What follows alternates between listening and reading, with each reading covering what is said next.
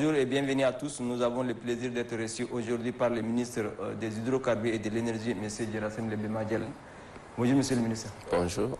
Avec vous, il sera question de parler de la nationalisation des actifs et droits de la société ESSO-Tchad et le récurrent problème de l'électricité en N'Djamena.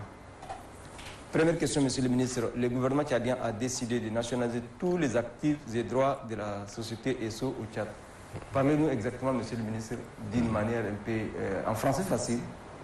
C'est que c'est nationalisation, c'est quoi? C'est nationaliser une société, c'est quoi?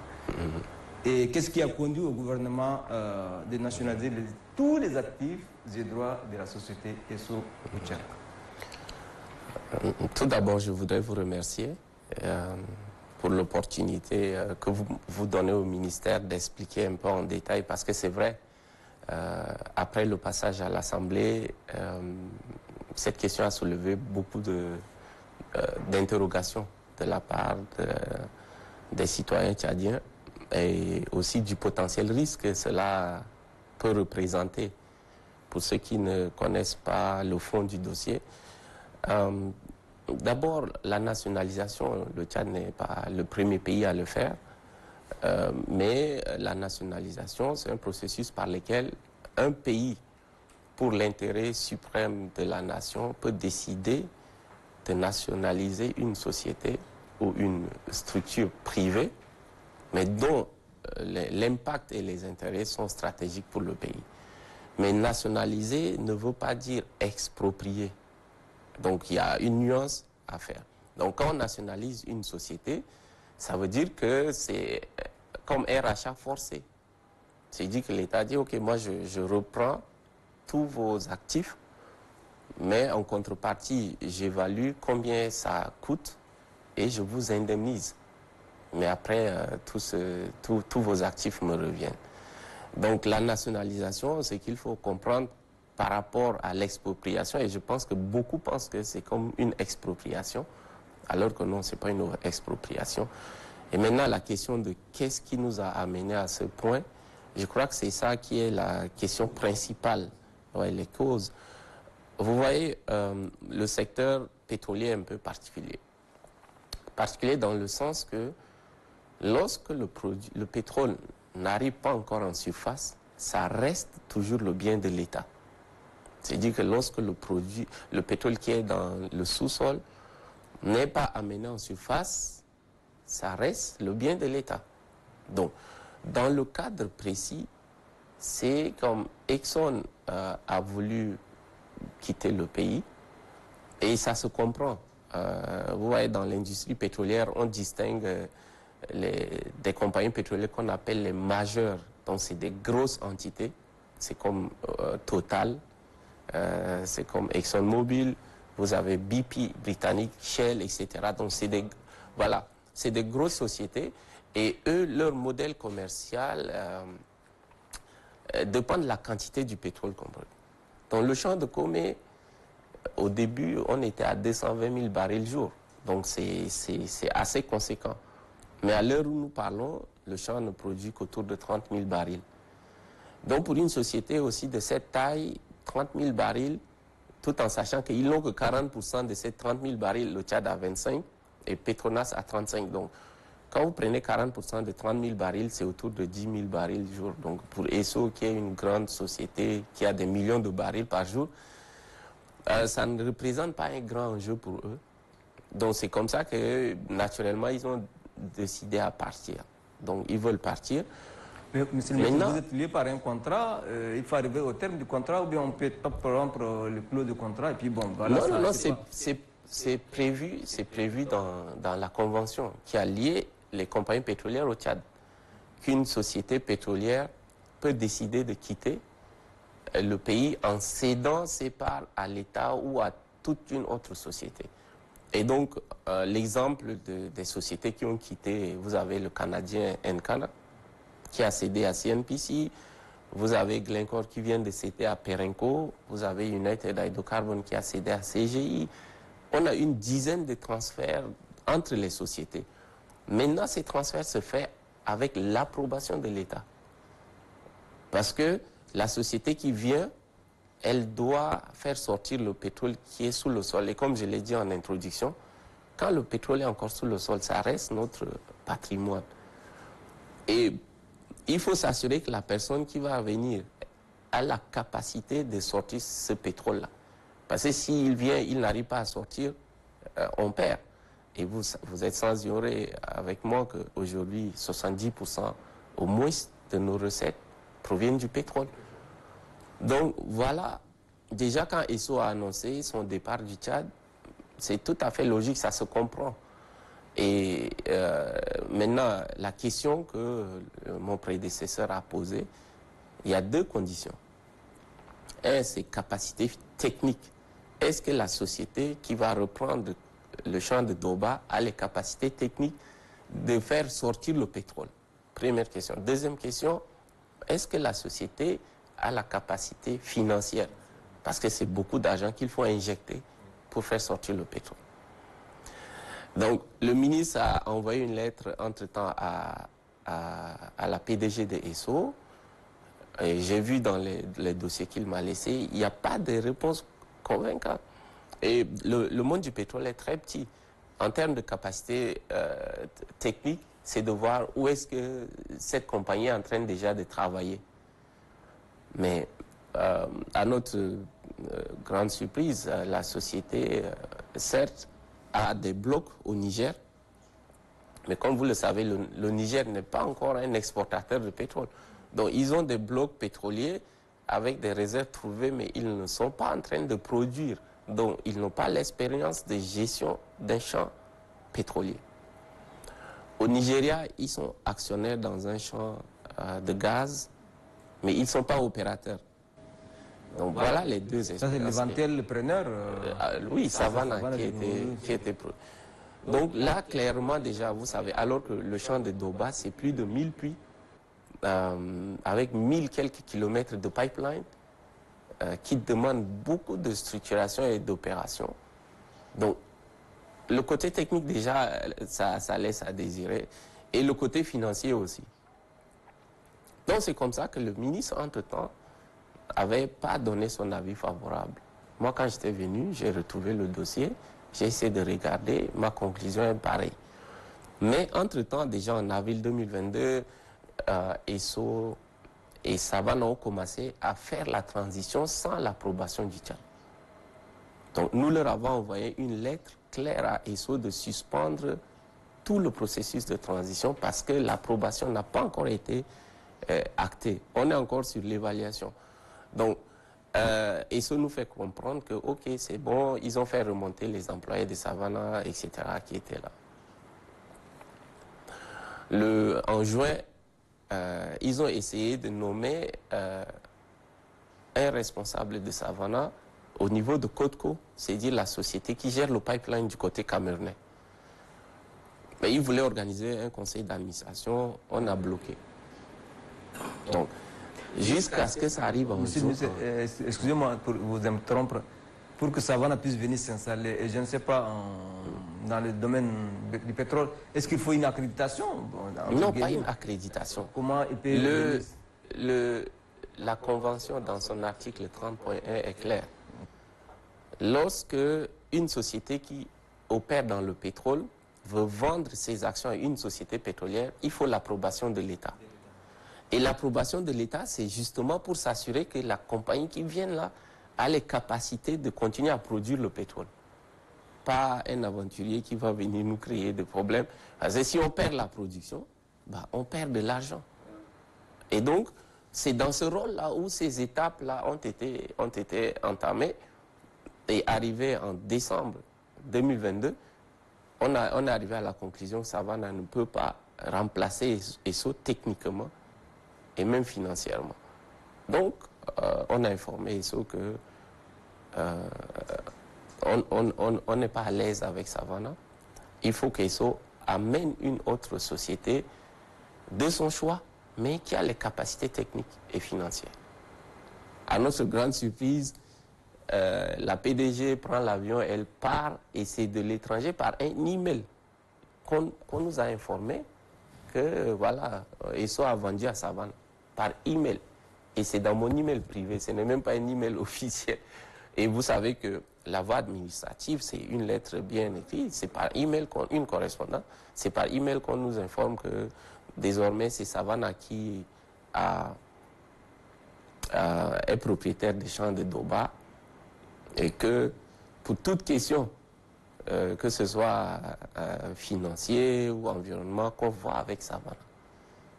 Vous-même, ça c'est quand même un mépris. C'est un mépris, c'est méprisant. Et ça, malgré la situation, nous avons essayé de passer par la voie légale parce que la convention qui lie le Tchad dit qu'en cas d'incompréhension entre ESSO et nous, on part en arbitrage à Paris.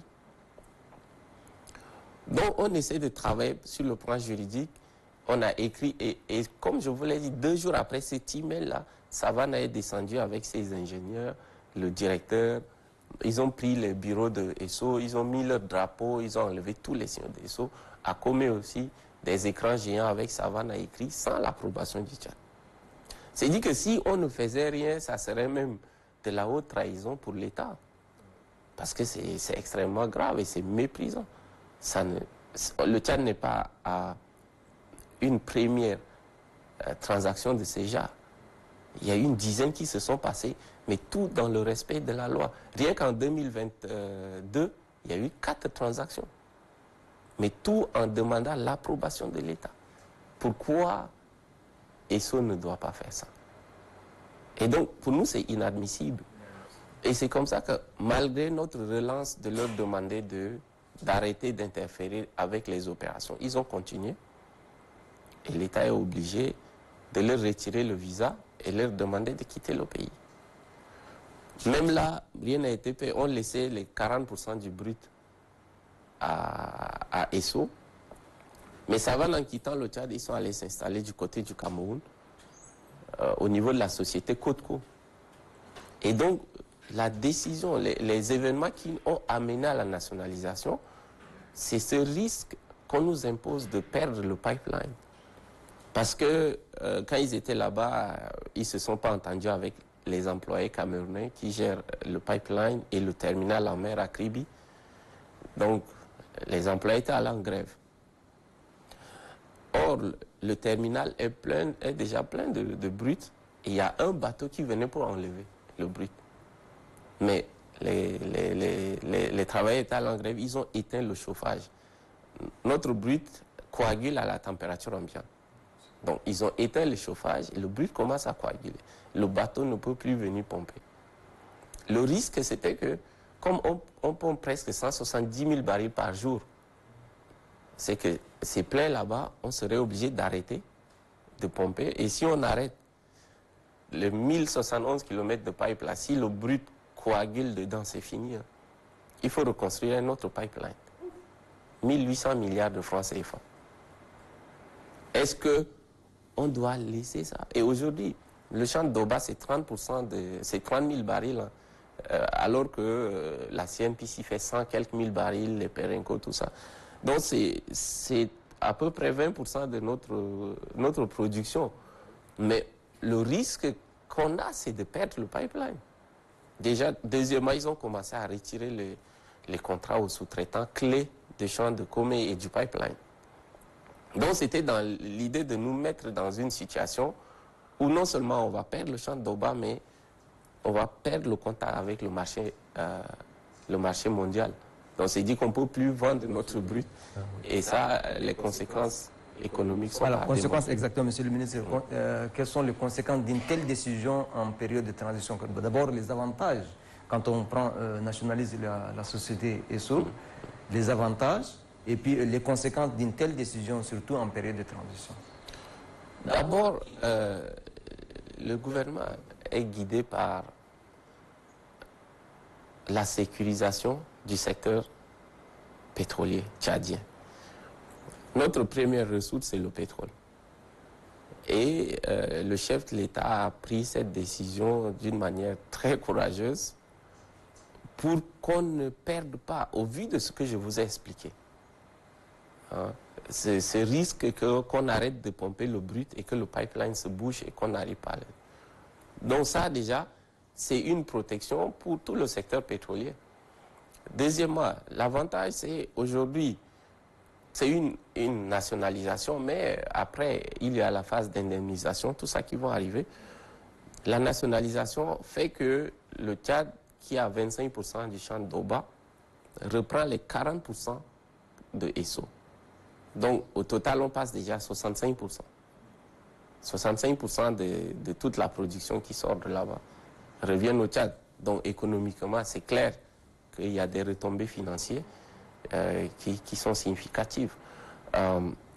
Les conséquences autres, moi, je n'en vois pas. Les gens parlent que oh, c'est les sociétés américaines, ils vont le faire. Mais c'est question de loi. Et c'est pas parce que le Tchad, un petit pays en Afrique, là, que les gens vont croire qu'ils sont sur terrain conquis et ils font n'importe quoi. Et ESSO, nous, on a des armes contre ESSO parce que ils ont laissé plein Vous avez parlé beaucoup, même lors de votre interpellation à l'Assemblée, devant le Conseil national, vous avez parlé que vous avez une arme solide pour faire face, si je me souviens très bien, pour faire face à la société ESSO. Entre guillemets, monsieur le ministre, c'est quoi cette arme solide que nous disposons pour faire face Moi déjà, techniquement? On est un pays qui respecte les droits internationaux. Donc, même légalement, les voies légales, c'est eux qui ont violé la convention dont ils sont signataires. Et cette convention est traitée devant la Cour arbitrale de Paris. Aujourd'hui, vous demandez quelle est la preuve que l'État a approuvée. Il n'y en a pas. Hein. Il n'y a aucune preuve que l'État a approuvé la transaction. Deuxièmement, ESSO, après plus de 25 ans d'exploitation, devait refermer certains puits, les clauses environnementales, tout ça, ils devaient refermer certains puits dans la règle de l'art. Et ça, ils ne l'ont pas fait. Ils ont toujours dit, non, ce puits, en fait, on va revenir dessus encore pour retravailler, pour le remettre en production. Ils n'ont jamais fait. Et ils sont quittés en laissant des centaines de puits.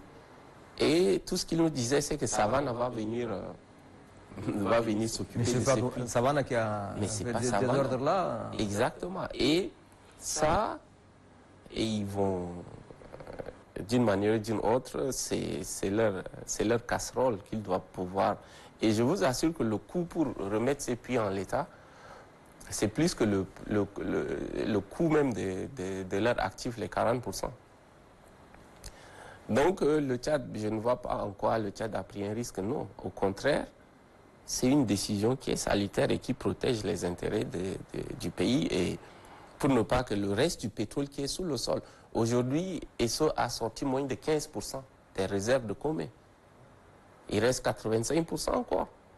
Et sur les 85%, il y a au moins 25 à 30% qui sont récupérables. Donc il faut des partenaires fiables pour nous permettre de pousser la production encore plus loin. Ça peut aller. Ils ont réussi à avoir l'extension jusqu'à 2050. Parce qu'ils savent qu'il y a du brut et ils savent que s'ils ont cette extension, en quittant, ils vont vendre ça. Et c'est ce qu'ils ont fait. Parce que les Savannah, c'est parce qu'ils savent qu'il y a beaucoup de brut qui reste et ils sont intéressés par ce champ. Et donc, c'est tout à fait légitime de ne pas permettre n'importe qui venir s'amuser ici. On a tous fait le pétrole et on se connaît, c'est un petit monde. D'accord, entendu. Monsieur le ministre, vous avez fait plusieurs fois un aller-retour N'Djamena, Comé, et puis ensuite, dernièrement, vous avez été avec le Premier ministre. Quelles sont les dispositions techniques et administratives prises pour la continuité sur le champ pétrolier? Alors, une chose que ESSO a très bien fait, c'est la formation de nos compatriotes. Depuis déjà un certain nombre d'années, c'est les employés tchadiens qui opèrent le champ de Comé. Donc, à l'heure où nous parlons, il n'y a aucun expatrié à Comé, mais c'est les Tchadiens qui opèrent. Vous avez presque 400 quelques personnes qui opèrent tout le champ et le pipeline jusqu'à Kribi. Et donc, de ce côté-là, il n'y a aucune inquiétude à faire. Les gens pensaient que quand Exxon va partir, la production du champ va tomber parce que non. Aujourd'hui, c'est une entité, ses employés, pour moi, c'est comme un trésor pour le Tchad.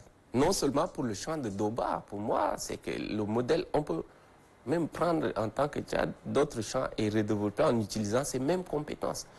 Et on n'a pas besoin de les toucher. Et une chose qu'il faut se mettre à la tête, le public ne va pas aller mettre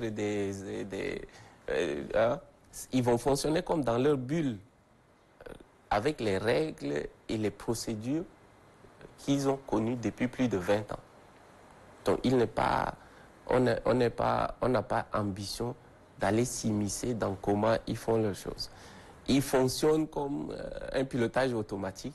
C'est des gens qui ont 15, 20, 25 ans d'expérience, qui maîtrisent chacun leur domaine. Ils n'ont pas d'instruction à recevoir de quelqu'un. Vous voyez, depuis le départ de tout ce monde-là, ils ont même réussi à augmenter la production.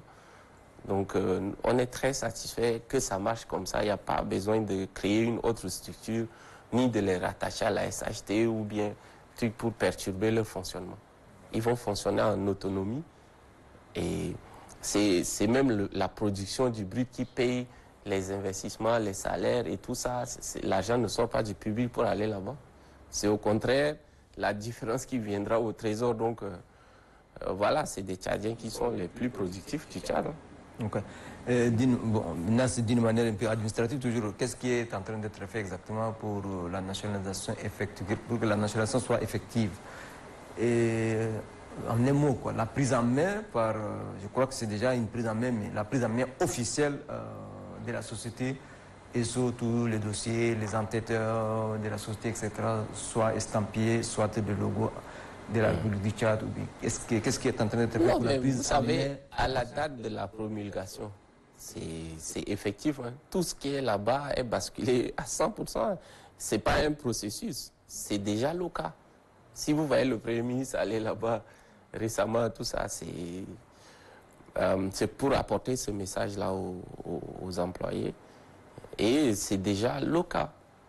Le projet d'Oba, cette entité-là est en fonctionnement, en autonomie, maintenant sous le Tchad. Vous arrivez là-bas, c'est bleu, jaune, rouge, il n'y a plus Savannah, il n'y a plus SO là-bas. Donc, c'est déjà effectif. Maintenant, les autres questions, c'est réorganiser la société de transport, de pipeline, du côté Cameroun, tout ça.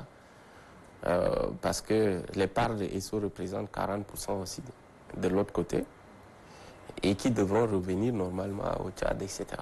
Monsieur le ministre, on va aborder un autre chapitre de notre interview parlant de l'électricité. Ça, vous en avez beaucoup. C'est un problème qui intéresse tout le monde, je crois bien. Monsieur le ministre, peut-on parler de délestage, coupure ou bien problème? Les mots, ces trois mots jouent. Est-ce que réellement il y a un problème? On connaît qu'il y a un problème. Ou soit délestage. S'il y a délestage, je ne sais pas. Techniquement, vous savez, quiconque. Parlez-nous un peu de cette histoire-là, délestage, coupure. Il y en a qui disent que non, s'il y a délestage, ça. Je vous laisse monsieur le ministre parler. Non, vous savez, pour moi, il n'y a pas... Le problème de l'électricité, c'est une situation, le déficit énergétique, c'est une situation qui n'est pas nouvelle. Nous tous, nous savons qu'on a un déficit énergétique. L'effort que le ministère fait avec la SNE, c'est d'arriver progressivement à ce que ce déficit-là n'existe pas et surtout mettre la capacité plusieurs années au-dessus de l'évolution de la demande. La SNE a toujours fonctionné en courant derrière la demande. Voilà la demande et l'offre est ici. Quand il fait frais, naturellement, le peu de l'offre là est égal à la demande. Donc tout le monde a l'électricité. Quand il commence à faire chaud, l'offre diminue. L'offre diminue. Parce que quand il fait chaud, le rendement des groupes alors que baisse. c'est en hiver, en été qu'on a besoin de l'offre. Oui, je vous explique la situation et comment nous entendons régler ça une fois pour toutes. Donc, c'est cet équilibre-là. on doit avoir une capacité qui doit satisfaire le besoin en période de canicule. Si vous avez fait ça toute l'année, vous n'aurez pas de problème. Mais si on utilise la période froide comme référence, quand il fait chaud, ben, on voit tout de suite les déficits. Donc, entre nous, de l'année dernière à cette année, il y a une petite amélioration. Une petite amélioration. Et c'est vrai, vous demandez, est-ce que c'est délestage, est-ce que c'est panne, est-ce que c'est oui, les coupures. C'est plusieurs à la fois. Il y a des heures de pointe entre 19h, 22h, ou bien en journée, en plein midi, où certains équipements atteignent leurs limites et on est obligé de baisser. Baisser pourquoi? Pour rafraîchir ou refroidir? Oui, parce que, imaginez, je vous donne un transfo de 10 mégas. Si vous mettez 9 mégas, ça va prendre feu. Vous avez vu l'incendie de l'année passée à Djamalbar. C'était un peu ce cas-là. Mais ça veut dire quoi? Ça veut dire que, aussi bien au niveau du réseau, on doit augmenter la capacité de transformation pour ne pas que les transports soient saturés. Donc ça, c'est un autre travail à faire aux côtés. Parce qu'on a l'impression que si on a beaucoup de groupes, on produit beaucoup, c'est suffisant. Non. Les capacités de transformation deviennent le facteur limitant. Donc on est obligé, c'est tout un chantier. Donc on a fait ce travail-là en étant très court, il y a un peu d'amélioration. Mais là, on est en train de travailler. Alors, ce que vous voyez ici aujourd'hui en termes de petites améliorations, c'est par rapport à l'année passée, les actions. Ce que nous sommes en train de faire maintenant, vous allez voir que c'est définitif. Pourquoi? Je vous explique. En capacité, la centrale de Djamalbar, les groupes sont déjà arrivés. En fait, pas de Djamalbar, de Djermaya. Donc, on aura 32 mégawatts qui sont en phase d'installation au fil qui vont venir s'ajouter à ce qu'on a avant. Nous avons du solaire qui, d'ici fin juin, probablement sera aussi 30 mégawatts, sera connecté à la ville. Nous avons 60 mégawatts qui sera construit au niveau de Kassi ici. Et en plus de ça, nous avons une vingtaine de mégawatts à mettre, de sorte à ce que non seulement on couvre le besoin année après année, mais on met 5 à 10 ans au-dessus de la demande. La demande augmente de 8% par an. Donc, ce qui veut dire que si on est à 120 MW cette année, il ne faut pas croire l'année prochaine, ça va être 120 MW plus 8% de 120 MW. Donc, c'est ce qui fait que cette augmentation, vous perdez 2 ans là, c'est 16% d'augmentation. Et on installe des groupes, on attend 10 ans avant d'installer des groupes. Et donc là, on voit le gap. Année après année, la situation se détériore.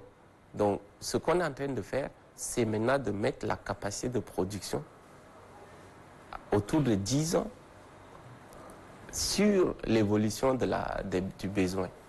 En même temps, l'autre gros souci qu'on a, le réseau de N'Djamena, avec ses 630 quelques postes, est géré manuellement. Donc même si vous voyez une coupure à 2 h du matin, c'est un agent de la SNE qui allait manuellement couper ça. Là, à l'heure où je vous parle, on a une étude qui est en cours pour moderniser tout le réseau, de sorte qu'il n'y aura plus des agents dans les quartiers avec des clés pour couper ou allumer. Ça sera centralisé. Et ça, c'est un facteur très important dans la stabilité du réseau. Ça permet de savoir où sont les postes de grande consommation, là où les transports sont saturés. Quand un transport est saturé, chez vous, même le ventilateur ne tourne pas. Oui. Monsieur le ministre, techniquement, vous maîtrisez mieux que quiconque, mais au Tchad, plus précisément à N'Djamena, l'électricité, le taux de consommation, l'électricité fournie par les SNE, si je n'exagère pas, 60 à 50 à 60%, c'est les particuliers. Les particuliers n'ont que des ventilateurs, quelques ampoules et rares ont 2 ou 3 clim. Il n'y a pas assez de sociétés qui consomment énormément d'électricité pour qu'on puisse arriver à manque d'électricité. Mais Je ne sais pas, on n'arrive pas à se... Souvent on se retrouve et il y en a qui, n'importe qui se donne ces explications. Mais au Tchad, nous n'avons pas de société qui consomme des usines qui tournent 24 sur 24 en électricité. Mais les particuliers, et ces particuliers n'arrivent pas à avoir de l'électricité. Je ne sais pas, monsieur le ministre, qu'est-ce que... Non, mais c'est... Vous savez, même si chez vous, même si vous avez des ventilos au frigo, si vous prenez un tout petit groupe et que vous voulez faire fonctionner votre petit besoin là, ça ne va pas marcher. Même si ici, il n'y a que les particuliers qui consomment beaucoup, c'est quand même une ville assez grande. 2 millions d'habitants à peu près. Et vous voyez par exemple, quand on voit le pic ici, on tourne autour de 110 mégawatts de consommation.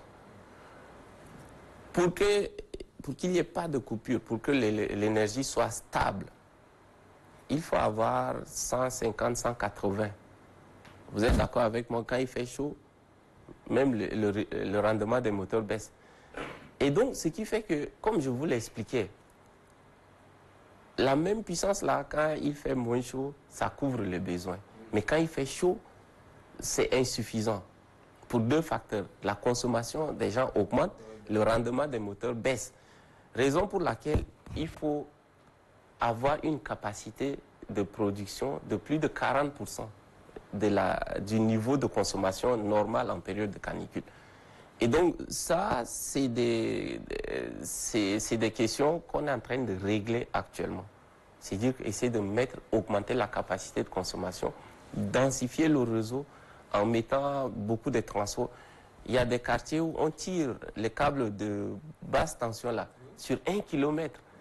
Les câbles basse tension, déjà au-delà de 500 mètres là, c'est déjà pas bon. Donc, quand vous tirez les basses tensions sur 1 km, c'est clair que vous n'aurez pas... Non, ça ne marchera pas bien. Vos équipements, vous aurez 120 volts au lieu de 230, etc. Donc, il y a tous ces facteurs qui jouent sur l'inefficacité de la distribution. Et nous sommes, croyez-moi, nous sommes en train de régler ça.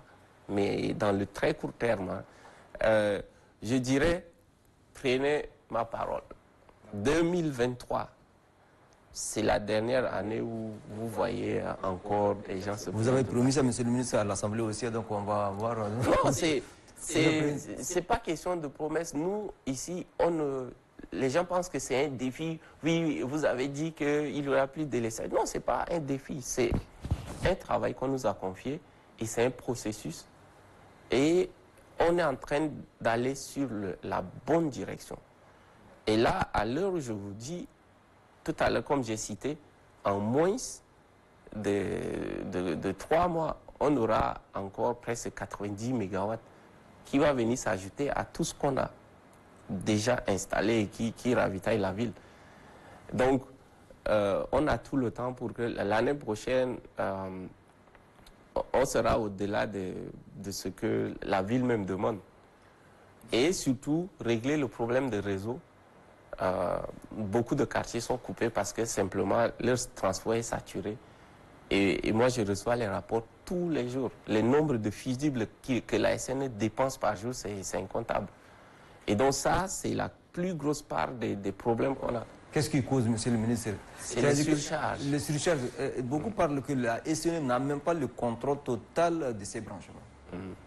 Ça échappe au contrôle. Le problème des branchements parallèles. Oui, le problème de je ne vais pas encore revenir dessus, mais le problème de branchement anarchique, il y en a tellement. On a aussi le problème des prises en charge qui sont exagérées. On a fait le recensement de tout cela.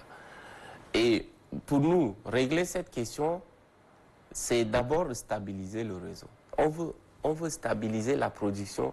Parce que l'année dernière, on couvrait 45% de la demande. Ok. L'année dernière, c'est 45 à 50% de la demande seulement qu'on couvrait. Cette année, on est au-delà de 90%. C'est pas 100%. L'année prochaine, on sera à 100%. Mais je vous donne ma parole. Et après qu'on va régler cette question, de fourniture, on va revenir maintenant régler le problème des connexions anarchiques, des prises en charge, tout ça. Tout sera nettoyé parce que tant qu'on ne fait pas ça, quelqu'un qui a une prise en charge, c'est lui qui consomme le plus d'électricité. Tu ne payes pas l'électricité, il sort, moi je laisse mes clims allumées pour que, à son retour, que ça soit frais au lieu de sentir bouffer de chaleur pendant 10-15 minutes. Non, les gens, et aussi dans les bâtiments publics, les gens quittent les bureaux, ils laissent les clims tourner. Et ça, c'est pas... Il y a une pédagogie sur l'efficacité énergétique à faire sur tous les niveaux. Il y a beaucoup de travail à faire. Mon avant-dernière question, Monsieur le ministre, est-ce que la SNE a des sous-traitants dans le cadre de l'approvisionnement en électricité? Oui, actuellement, vous voyez la raffinerie produit pour la SNE. Il y a V-Power, une autre société, qui produit aussi pour le réseau de la SNE. Et il y a beaucoup de compagnies qui sont dans le solaire, qui ont des contrats pour produire et injecter dans le réseau pour le compte de la SNE. Donc, depuis la création de la loi 036, le secteur énergétique au Tchad est libéralisé. Ça veut dire que même n'importe quel Tchadien, il peut, pas seulement en N'Djamena, aller prendre une ville, faire son projet de fourniture d'électricité. Voilà, il est dans ses droits de le faire. Donc, c'est pour aussi stimuler le secteur privé à s'intéresser au secteur de l'énergie, qui est un secteur très rentable. Malheureusement, les gens ici, c'est l'État qui se met devant, mais ailleurs, c'est le privé qui... C'est une grosse opportunité. Mais nous pensons qu'en stabilisant le réseau, en développant le réseau, et surtout en donnant les outils à l'ARC, qui est l'autorité de régulation du réseau de l'électricité au Tchad, ça permettra maintenant d'attirer les investisseurs, que ce soit nationaux ou étrangers, pour intervenir dans le secteur électricité. Pour terminer, Monsieur le ministre, vous avez un dernier mot? Non, un dernier mot. Message, oui, soit dans le cadre de l'affaire ESSO-Tchad ou bien la question de l'électricité? Oui, je pense que sur la question de ESSO-Tchad, que la population fasse confiance aux autorités. On ne peut pas prendre des décisions, je dirais, qui nous mettent dans des problèmes. Mais ne pas prendre cette décision, c'est ça même qui nous mettra dans des problèmes. Parce qu'on était sur le point de voir compromettre tout le secteur pétrolier. Imaginez, si on n'a pas de pipeline, on ne peut plus vendre au marché international. Et ça serait un très très grand problème. Donc voilà, qu'ils soutiennent plutôt le gouvernement et le chef de l'État dans cette décision qui a été prise. Deuxièmement, pour l'électricité, je sais que il reste encore beaucoup à faire. Et je peux affirmer avec aisance que le beaucoup qui reste à faire là, j'ai dit 99% est déjà fait.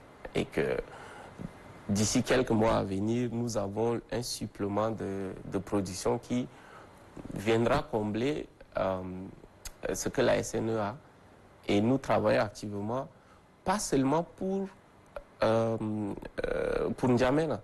Parce que, comme beaucoup le disent aussi, hein, le Tchad, c'est pas N'Djamena. Donc, dans ce cadre-là, on a un projet avec la Banque mondiale. Les appels d'offres vont être lancés bientôt. Donc, il y a 12 villes qui ont bénéficié d'un financement de la Banque mondiale pour la construction des centrales solaires avec autonomie totale. Donc, ça veut dire que panneaux solaires, batteries, etc., pour desservir ces villes. Et au niveau du gouvernement, nous sommes en train de préparer 17 villes qui vont aussi avoir des systèmes de solaire autonomes. Donc, comme c'est des villes qui n'ont pas besoin de plus d'1 méga, hein, et donc, ça comprend d'abord tous les chefs-lieux de province. Il y aura 23 provinces. Ouais, les 23 provinces, tous les chefs-lieux de province seront déjà équipés.